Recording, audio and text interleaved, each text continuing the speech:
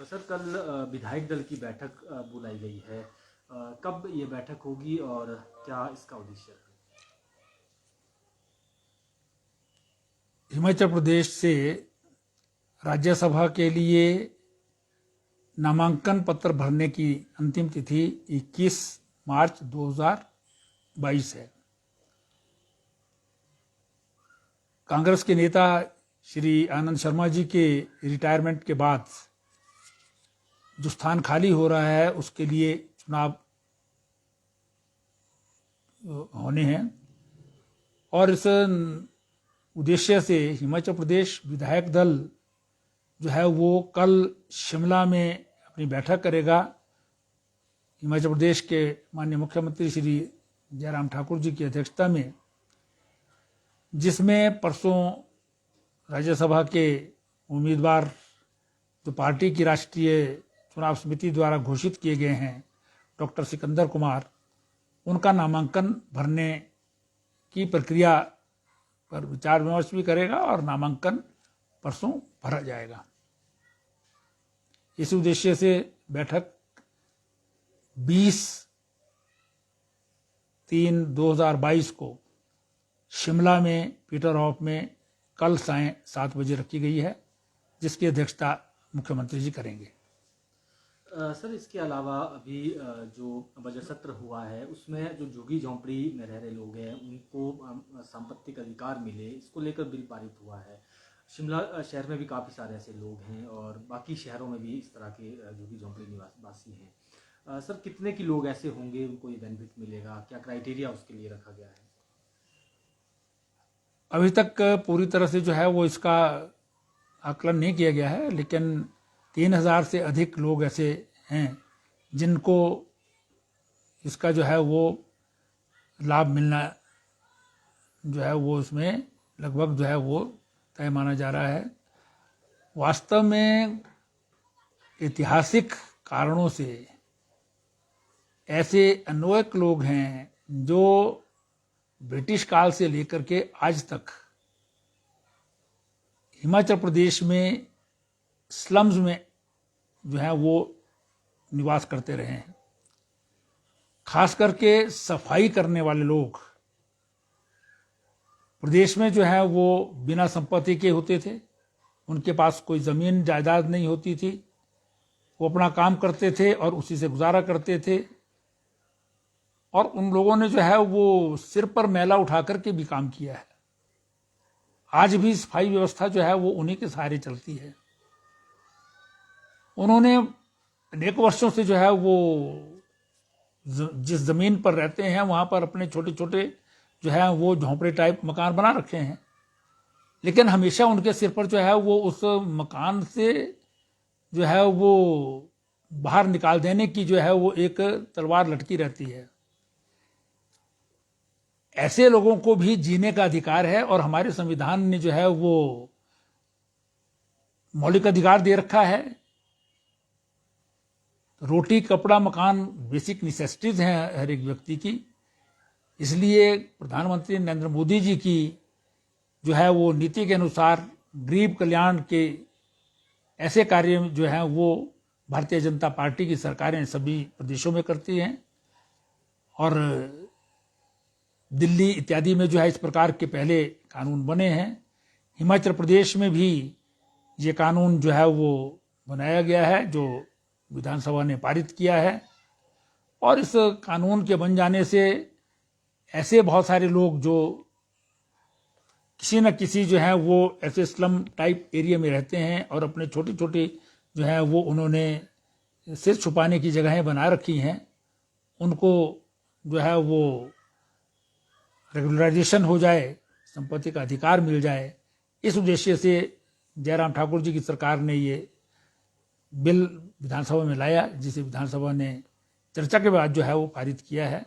और मैं समझता हूँ इससे सारे प्रदेश के शहरी क्षेत्रों में जो ऐसे लोग बसते हैं उनको लाभ होगा। और शिमला क्षेत्र में विशेष रूप से कृष्णा नगर के क्षेत्र में जो है वो ऐसे बहुत सारे लोगों को जो इसका लाभ मिलेगा। और शिमला राष्ट्रीय राजधानी रही है ग्रीष्मकालीन अंग्रेजों के समय, माल रोड से लेकर के नीचे तक ये शिमला बसा था। और जो इसका ऊपर का हिस्सा है, बीच का हिस्सा, जिसको हम माल रोड कह सकते हैं, माल रोड है या लोअर बाजार है, मिडिल बाजार है या राम बाजार तक है, उसमें भी मकान बने हुए थे, लेकिन जमीन जो है वो सरकार की होती थी। उसको जो है वो उसमें उस जमीन का मालिकाना हक जो है उन लोगों को दिया गया जिनके उस पर मकान बने हुए थे। मैं समझता हूं कि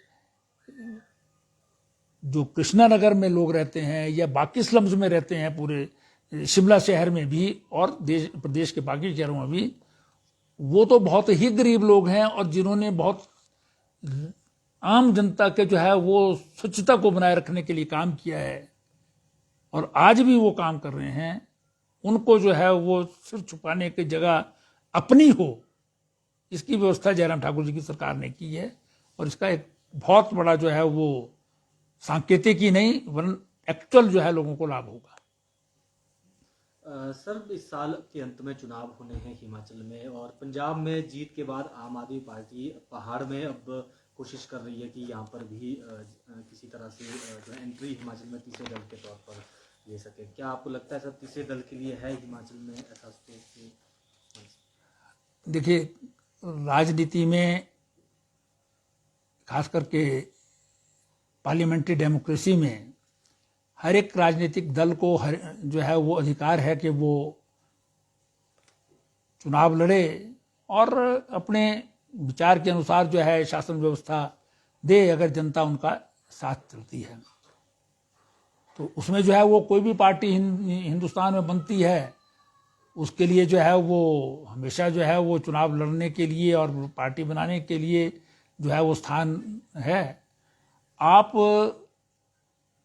अन्ना हजारे ने एक आंदोलन किया, उसमें बाद में वो आंदोलन उन्होंने वापस ले लिया, लेकिन उस आंदोलन में कुछ लोग थे जिन्होंने राजनीतिक दल बना दिया और दिल्ली में चुनाव लड़े। दिल्ली में चुनाव में वो जीते भी, वहां सरकार चला रही है, क्योंकि दिल्ली एक शहर है, वो शहर की गवर्नमेंट है और वहां पर शहर की गवर्नमेंट आप चलाती है। और दिल्ली शहर से जो लोकसभा के चुनाव होते हैं उसमें लोकसभा के जो उम्मीदवार होते हैं, सांसद होते हैं, वो भारतीय जनता पार्टी के चुन के आते रहे हैं दोनों पिछले 2 चुनावों में।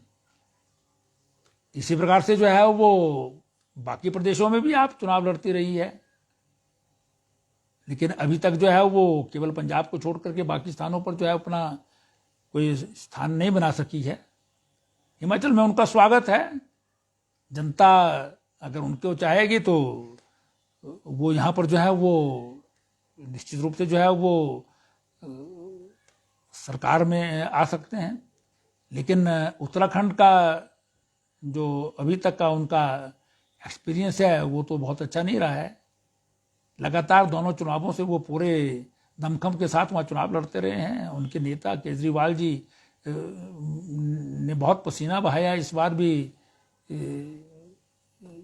उत्तराखंड में।